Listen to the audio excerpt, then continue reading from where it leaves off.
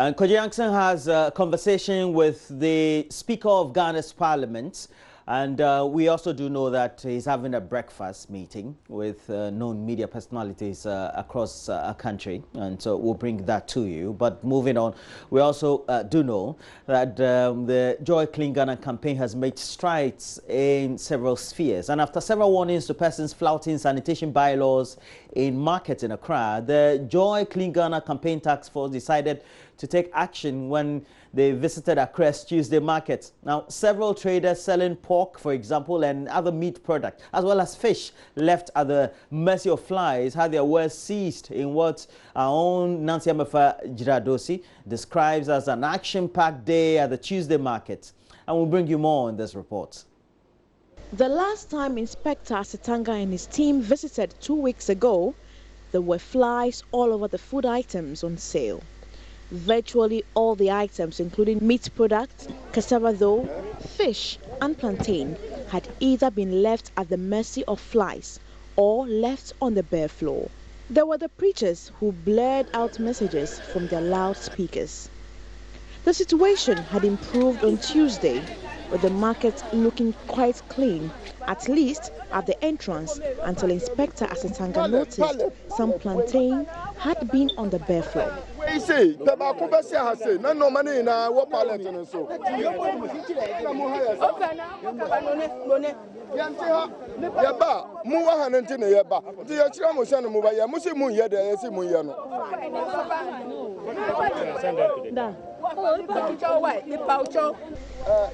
The market was indeed cleaner than what it looked like 2 weeks ago.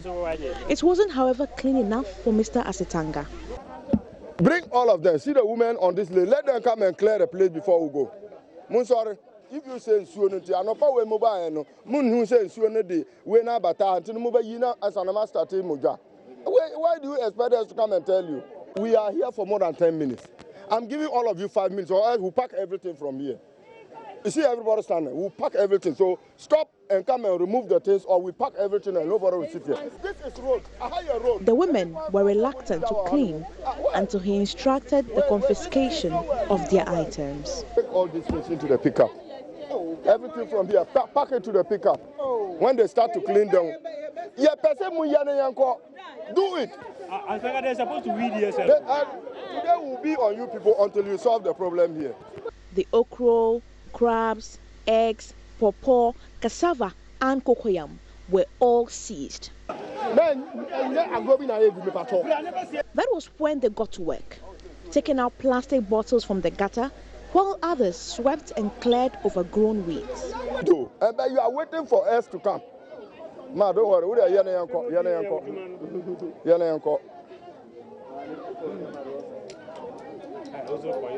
In no time, the entire place was neat. So next time you come in to sit here, turn and see whether this place is clean before. Now that you stand, look at the drain. Is it not clean? It's clean. Is it for me? It's very nice. Those selling meat and fish had been told to use sieves to keep the flies away from their items. They instead covered them with polythene. I want to say, yes, more motor namna, ya banamo namna, man for sievings, ya namna, ya besizi. Oh, monu, nuakoke, sanake rubber boya, no sieve. Rubber is causing the meat to ferment, to rot, to get rotten. The rubber is conducting heat and doesn't make the meat safe. So if somebody advises you that if you use the rubber, you are protecting the meat or whatever you are selling, I don't know where you have learned that technology from. The pork seller explained her sieve was not ready. Last, maybe I will see if no can see. Let me see Fabra.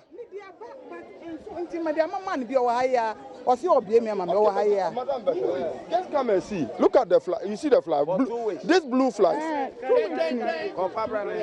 Oh, mommy, Her sieve was, however, delivered shortly after. The cowhide, meat, or willisella was found to have failed to comply. Madam Jadenu, Jadenu,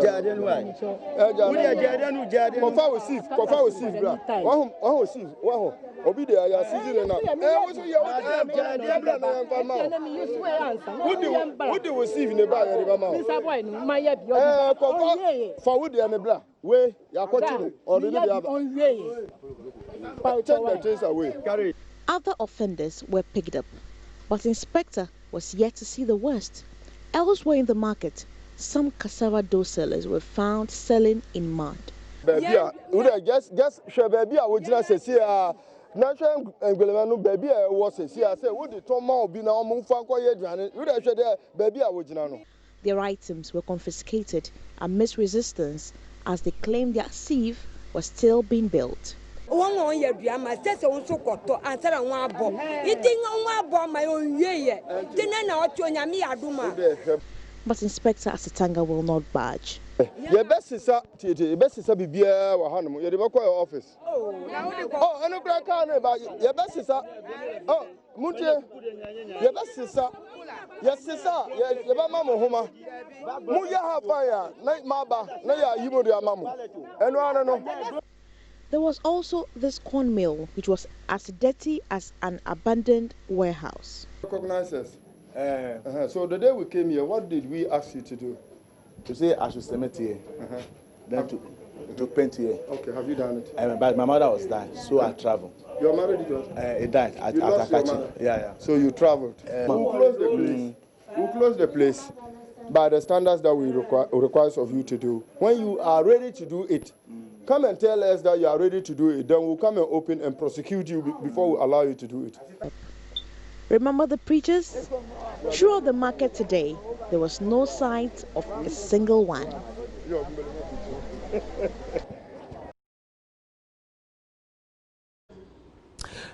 Well, Nancy MFA Jadose bringing us what transpired when they went to town, to the Tuesday market as it was. But let's look at how progressively these actions could wrap on positively on ensuring that we have a good sanitary environment, not only at the market, but also elsewhere in the metropolis. And we have the head of public relations, the Accra Metropolitan Assembly, Gilbert Ankra, with us. Good morning to you, Gilbert. But if you look at the exercise, it looks like one that is not being done in futility. In the first place, that's good progress there. What do you say? Of course, that is very, very good progress. And for us at the Accra Metropolitan Assembly, we are quite excited that this time around we have the cameras following us to ensure that we name and shame, as we've always been saying. And so far, it's quite refreshing to know that people are beginning to understand the need to keep their environments clean and ensure that things are done in the right way. In the first place, if we have to look at making sure the enforcement and the directives from the sanitation inspectors or officers are followed, how do we concretely follow through, making sure that when they are giving the summons, they have to go to the court and then they change their attitudes following or the actions that are taken at the courts? For what we have been doing over the years, what the officers normally do is when they come in to inspect your environment, we don't immediately issue court summons. We give you notices. So we ensure that in that very notice, we state clearly the nuisance we want you to abate. So we'll come back and then do further re-inspection. And that was what we did yesterday with the Tuesday market. And it will interest you to know that when we got there, a couple of them have abated the nuisance, and some of them have also left the nuisance just as it was. And then we took action. We asked them to move in and ensure that they deal with the issue. We'll go back to the place. So if it is then that if they don't take steps to ensure that they deal with the issues, that is when the assembly will move in to issue court summons and ensure that we take court action. But I can assure you that issues of sending people to court to ensure that we prosecute them for various sanitation offences is nothing that we are leaving just like that. It is something that the Assembly has always been doing, and this time around we are ensuring that people are prosecuted, because for us, we are looking at education. That is why when our officers come, they will first and foremost educate you, and then if you are still adamant, that is where we'll move on to ensure that court actions are carried out. Well, there's one thing though, what our team is reporting is that we had some change in attitudes from the traders. The 2-week period had seen them try to cover their items or the wares or the edibles that they were selling or the foodstuff with some polythene. But again, the environmental officers also thought that that would create moist, or would also be a breeding ground for germs and other forms of bacteria. It looks like the education then would have to be intensified in the process. Of course, there and then when we got to the market yesterday, if you have covered your meat or fish with any of these robbers, what the officers does is to educate you and then ensure that do the right thing, because there we ask them to provide sieves to prevent flies and other insects from infecting the meat or the fish that they were selling. So we'll go back there. So for the education, it's constant. Our officers will move back there this morning without the cameras, still do the education. And then next week, we'll go back with the cameras and then ensure that they've done it. And yesterday, others have complied, others have provided the seeds. Some of them did not also get the news when we went. They claimed they were not around. So we are giving them that benefit of the doubt. But I can assure you that we'll go there, we'll continue with the education. And let me use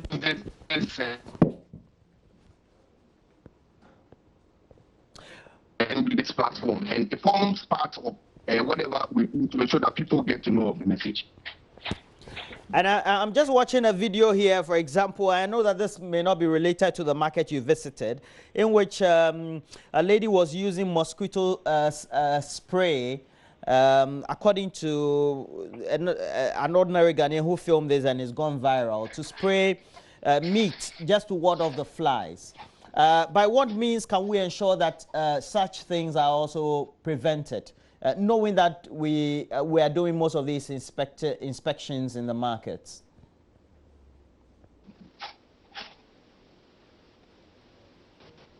Did you get my feedback? I heard a bit where the lady was spraying the meat or fish with the mosquito insecticide. That is very unfortunate, and you don't need a scientist to tell you that whatever is happening is totally against the rules. Exactly. And for us as an assembly, we've always been trying to let people understand that whenever you are sending such a video out, it's important to identify the location so that it would allow the officers within that very location to move in and then inspect and ensure that things are done well. So for that, we as an assembly, we are also trying to figure out which exactly what market is that for us to take action. If it falls within our purview, I can assure you that action will be taken. But we are monitoring the situation, and we are trying to look for where exactly that market is. So let me use your medium once again to appeal to residents or the person who even posted the video to come out and then let us know the exact market he was talking about for us to be able to take action. But it is total. In your overall assessment, would you say that the Joy Clean Ghana campaign, but more so the exercises of inspections and trying to visit the market and the localities, is bringing some useful results?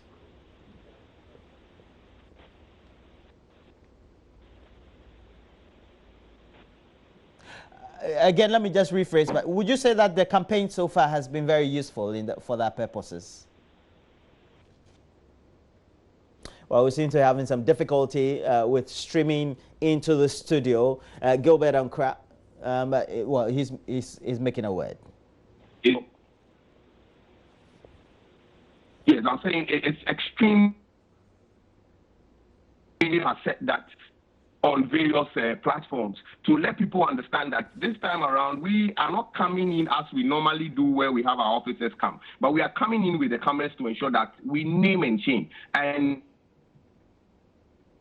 that since this exercise began, a lot of prosecutions have gone on and some positive attitudes are beginning to come up, and we want to encourage or to emulate whatever Joy is doing. Go out there, support the various assemblies to ensure that they enforce the rules for us to have a clean city where we can all live and love it. Well, thank you very much. Gilbert Ankra is the head of public relations, the Accra Metropolitan Assembly, helping us evaluate and also assess what we saw at the Tuesday market when our team, of course, with Nancy Emma-Fajradosi also in the middle of it and bringing out that story, what they saw so far. But again, the team will continue today. It's a Wednesday as always.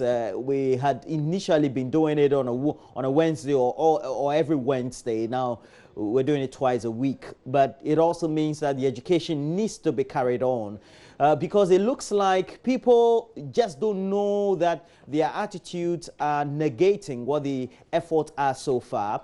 And we'll try as much as possible to get in touch with the various officials, the heads of the various markets across the spectrum of the Metropolitan Assembly of Accra and get into their mind what needs to be done in reality to improve sanitation. But we also do know that Joseph Akabile put together the latest hotline documentary for us, and it's titled Rusty Rails. It's chronicling history in the rail sector, efforts of the current government to ensure that we have the right sort of rail transport and how that can also complement public transport in Ghana. We'll speak to Nanamri here, who is a transport consultant. He's also a safety consultant as well. We'll get into the nitty-gritties of the subject. But let's bring to you Dear Nanado, our latest we have.